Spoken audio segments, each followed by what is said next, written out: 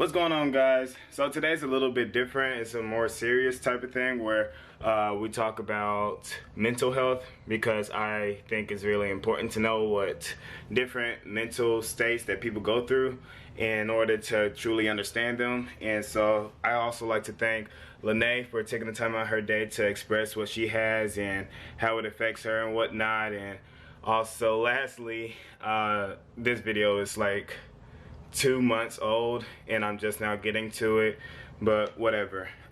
Anyways, to the video. So what's your name? My name is Amanda. Wait, hold on one more time. What's your name? Amanda Lene Winters. Okay. The first time I could not hear you. So, and how old are you? I'm 23 currently. I have PTSD, agoraphobia, and anorexia. Okay, what's agoraphobia? Agoraphobia is the fear of a situation with no exit. Therefore, I only have flight mode. I don't have fight mode. I just dip in any scenario, which is terrifying for the people that I love.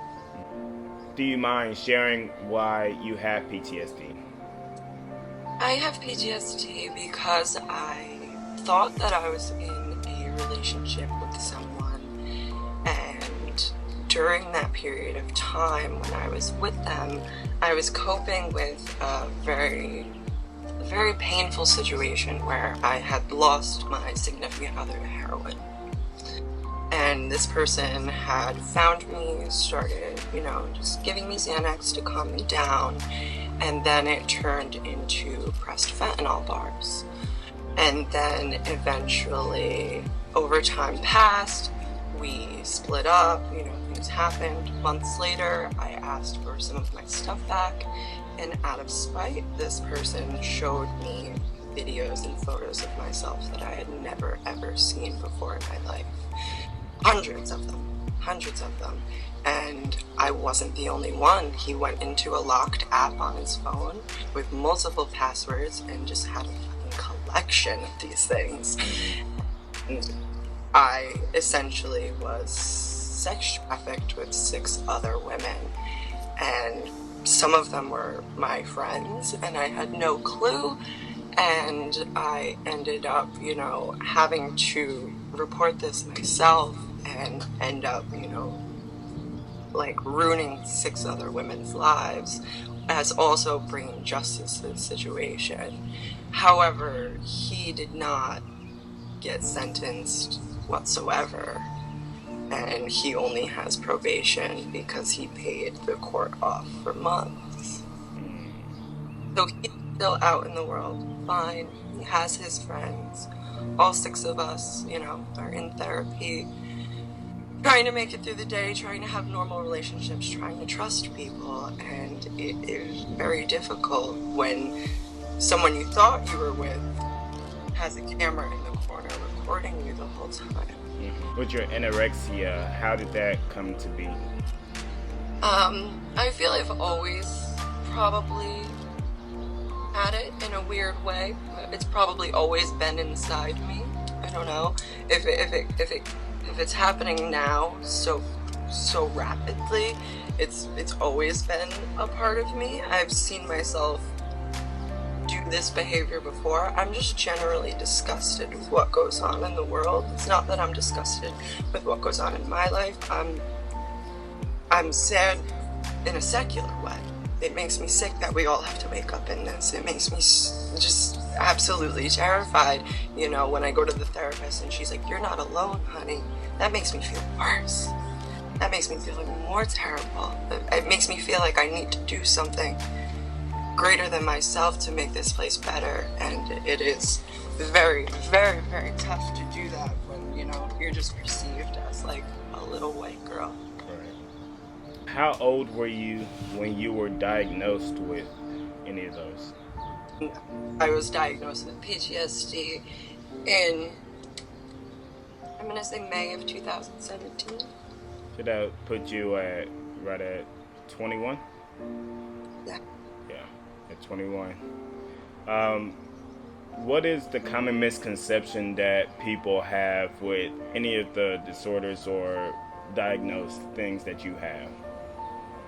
A lot of people, when they hear that I have PTSD, they think that it's, some war, I was like in a war crime or something, and it's not at all, like that. I mean, there are so many people who have that, and it's absolutely, I can't imagine, like not being able to hear certain sounds, Jesus. But, I get triggered by very specific things that are very specific to my life and my situation, and they're not things that I can just tell you about because I don't know them. They just pop up and they hit me hard, they just pop up and they hit me real hard, and I don't know what my triggers are. I have no idea what they are. They pop up and they're there, and I have to deal with it like everyone else. But they are more specific than other people. They're not generalized. They're specific to the situation, so no one really knows how to deal with it but I. So with your medication, how do they make you feel? I mean, when I first was diagnosed, they had me on, what's it called? It's basically Benadryl, but without the allergy effects. They basically started me on high doses of Benadryl just to knock me right out. Right. That's Benadryl gives you that weird kind of sunburn feeling where you're all tight and you're just wrong, and I was like, yeah, this doesn't do anything for me. Let's try something else. They tried me on every SSRI, they gave me Abilify, they gave me everything to try to stimulate me, to try to make me, want to wake up in the morning. And I would just wake up in the morning being like, no! I would open my eyes and be like, no, this isn't real. And then eventually they were just like, we're just gonna put you on a ton of Klonopin. Here's $60 a month, figure yourself out, sleep through it, do whatever you want. For 2 years, I was on that until maybe about 2 to 3 months ago. I just completely got myself off due to circumstance, and they have me on very, very acute amounts of Xanax for when things are rough, because my life is circumstantial. I shouldn't have to wake up, eat a pill for the day to be level, because every day has ups and downs. It's gonna happen no matter what. A pill isn't gonna smooth out your day. It's not like some ritual, some knock on wood, today's gonna be good. No, you're just feeding this really, really, really kind of awful addiction. Benzos hurt. Benzos hurt right here in your head, man. If you don't take them, they hurt. And they hurt you physically and emotionally, because when you're not on them, you're like, is this my life now? Right. It's every day. Do I have to think about when I'm allowed to take my next one? Is this the schedule that I follow, or am I living a life? And it usually turns into, am I even living a life, or am I floating by on this medication? And I mean, they just hand it out so easily. Yeah. I know so many people who, I'm not gonna, get weigh traumas, but I know people who, have been I was in one car accident and I'm on 90 Klonopin a month now. I was sex trafficked, and they've only given me at most 60 a month. When I hear other people tell me, who they go to and how they're prescribed and how they don't talk to a therapist, but they only see a psychiatrist, that's a drug front in my eyes. That is a literal drug front, and so many people live that way. They only go to psychiatry so that they know what meds that they should be on, and that's it. But people progress. Medication should end and be replaced with something else at a certain point in time, and it just let people run with this stuff. Yeah. And it makes me sick. Or what final words do you have to people with those preconceived notions about what you go through?